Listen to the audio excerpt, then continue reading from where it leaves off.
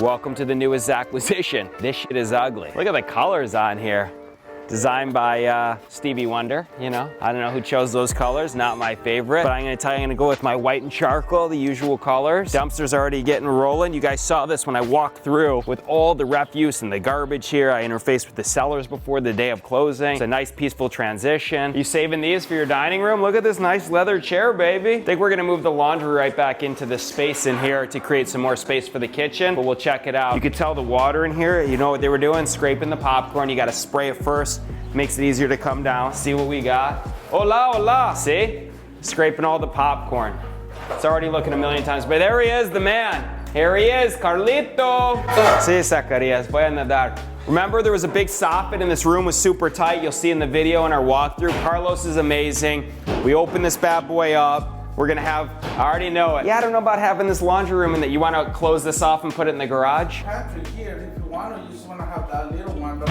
No, that little pantry is terrible. I like the notion of a big pantry. Let's flip it, utilize the space, just put shelves in there, flip the laundry room back to where it was, way better. It feels too congested. I don't want a laundry room in the middle of the kitchen. It's weird, but look how nice this is gonna feel opened up. Are we gonna have, what's the width here?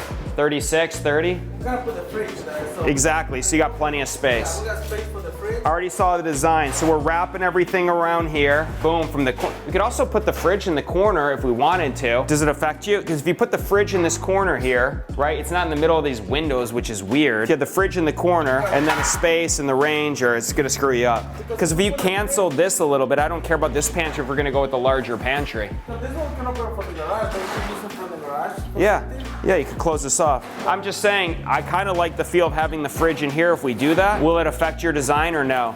All right, just leave. It's not a big, these are entry-level houses, not a big deal. It already feels 10 million times better open, a million times better. Look at this nasty flooring. But they have a laminate over here? Yeah, it's bad. The good thing about a laminate floor is they're easy to come out. They just pull and go. So we're gonna cap the water. We're gonna have, and then we're gonna have the island. Oh, we could do an island. I like that. Perfect. It's gonna look so much better. We have a shitty patio that wasn't built to code, so we got to demo all this out. A lot of demo, but this is 3 days in already. Popcorn already done, opened it up. We've already measured. Let me show you this kitchen. Hold on. So this is the key. So immediately when you come out, you already measure. So we have the measurements. We bring it in where you showcase exactly where everything is. We just spoke about the island. Here's the kitchen on the far left, the fridge on the far left. Then the sink, dishwasher, kind of a dead corner, range in the middle, and then we have a 60-inch CK30, KB30, 60-inch island right in the middle, and then here's how it looks, so you can see. So when you bring in the dimensions to the Home Depots or Lowe's, your big box retailers or whoever your designer is, you can start to forecast and see. The benefit that is, number one, you can feel out the space, and you can also start to proactively market. So all of a sudden, if you're gonna rent it or you're gonna sell it, you can send these images to prospective buyers. Most people are not visual individuals. They wanna see it, feel it, touch it. They can't anticipate or forecast what something's gonna be. Now you have something tangible and say, here, Mr. and Mrs. Buyer, here, Mr. and Mrs. Tenant, this is exactly how it's gonna look. These are the renderings, and that's what it's gonna be. This just already feels a million times better. Carlito, what are we gonna do with this? You wanna just pop in can lights in here and close this? Yeah, we're gonna do some can lights and close that out. Perfect, that's gonna look really good. Now again, the space in here is already tight. We're gonna have a, right in this space right here, we're gonna have that 60-inch island. So to have a laundry room behind it is freaking weird. But to have a pantry in here, because it's a nice size home, much better. All we're simply doing, you already have the electrical, you have the plumbing, we're flopping it to the outside wall in the garage when you saw walking in, and this will be a beautiful pantry space. So that's gonna be good. I love already, today's about quotes. Luigi's wearing a great quote on his wrist, all about positive vibes that he's got. We got even more quotes in here. The people who know you, the best people you love most. Family, one of life's greatest blessings, that's for sure. This guy's like family to me, you're like family to me. Everyone I work with, Zachary is even part of the family. Look at that low overhang, that's gonna get all knocked down. It's already looking good, baby. It's already smelling better in here. Good little floors. All right, let's bring it through. Careful, it's slippery here. So notice we got different tile, we got laminate here. All this is coming up. Again, I like to do full surgery. This could be a rental, this could be a flip. I love these homes because they work for the dual exit strategy. I say that time and time again. I'm all about buying homes with equity. I don't want to buy a home with subject to or with zero equity in something. I care about downside risk. I care about cushioning. In case of volatility, I need to liquidate something. The only way to liquidate is if you have equity. I never want to try and sell something, of course, and be upside down. I always want to have cushioning on the deal and equity. So we got a bedroom to the left, a bedroom to the right, nice sized bathroom there. This is super slippery. Something's drip. Oh, they're already spraying this because they're about to scrape in here. And we got a really weird master bath. They start demo? Yep, you can come see it.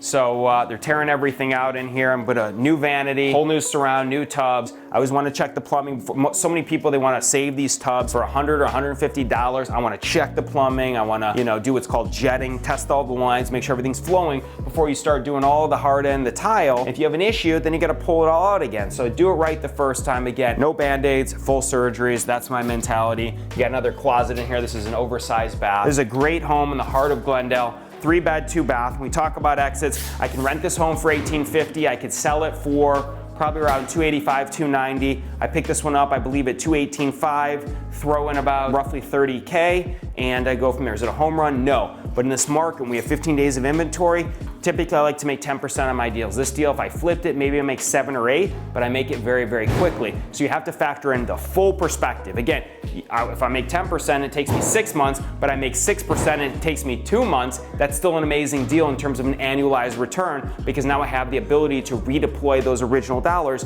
into new project. You have to think like that, right? Do I have access to new deals? Can I turn this quickly? Do I already have a tenant? Do I already have a potential buyer? Can I leverage them both? Absolutely. So it's not just about, hey, I'm not gonna do a deal because it's not my minimum threshold. I'm gonna do a deal right now because I have some wind at my back. The market is super strong. And if the market shifts and the wind starts getting into a headwind, I can always adapt and pivot. So the word of the day today is versatility. How versatile are you on your investments? Do you have the ability to change direction quickly and mitigate risk? So we're gonna do, what do we got here? Ceiling fan and maybe a couple can lights, or just one ceiling fan's fine? We got plenty of natural light. We'll do the cans in there. I like this here, and then maybe just a ceiling fan. Fuck it, and we got a light there. I think we're good. Take a look at this roof, which is shitty. Good to see you. How's your finger? Doing good. Daniel nearly cut off his finger before. It's unbelievable. Guy's got to pay attention. He's always he's always on the Instagram and working at the same time. Very, very dangerous. Just kidding. Look at this patio. 6'4", I'm almost hitting my hand. So this is all getting pulled out, and we'll figure out at the end if I want to put another patio on here or where we're at. And then, of course, never forget landscaping. You know, everyone's always talking about the interior. They're always quick to work on the inside. But hey, I'm going to check the irrigation in here. Maybe I can get some grass growing back in here. We'll bring in my Bobcat, maybe level this bad boy out. Good new investment, put it to work. Maybe you'll see me out there rolling. And that's what we got. Nice 2-car garage. 3 beds, 2 baths, little RV gate over here. Beautiful block wall, something to consider, right? When you're looking at the deals, you're forgetting about the exterior. This block wall alone is worth probably $8,000 or $9,000. It's not some dilapidated, so again, someone's quick on looking at the deal, they're forgetting about fencing. This was all dilapidated wood fence. You could spend $4,000 or $5,000 on freaking fencing. I'm blessed to have this beautiful block wall. There's great value here. This is gonna last and durable, just like I like my houses, just like the remodel. So don't neglect looking at the yards, don't neglect penciling and landscaping, fences, patios. So again, let's take a look at this deal. This patio is inferiorly built. It's not even to code, it's too low. They tied it in on the side. There's actually no even supports. It's being held up by these, small beams here, these small pieces of wood. So in this situation, I don't need to rebuild such a big patio, but I'm gonna demo it because it's not to code, it could be dangerous, it could fall on somebody. I can take it down, and I don't need to, again, go the whole width of the yard. I could do a nice little patio that maybe just covers from the dining area to this window and do it properly to code. So you don't always have to replace exactly verbatim of what was there. Think about the utility and functionality of these improvements. Take a step back, look at it and say to yourself, oh, what's important? A covered patio in Arizona is important. We're south facing here. I want to mitigate the sun coming in and protect, the tenants and the cabinetry and, everything else inside the house. And people want to have coverage because this is Arizona and barbecue, but I don't need one so big. So I don't need to spend $6,000 on a new patio. I can maybe spend $2,500. So you want to think about, again, the macro picture and the utility and functionality of each and every improvement on these homes. Welcome to the newest acquisition, and last but not least, I will be painting the exterior. This is hideous. It actually is, the paint's in decent shape. It's not my colors, it's not my branding. I care about branding and uniformity. Look forward to renting this or selling it. Dual exits, either way, works for me.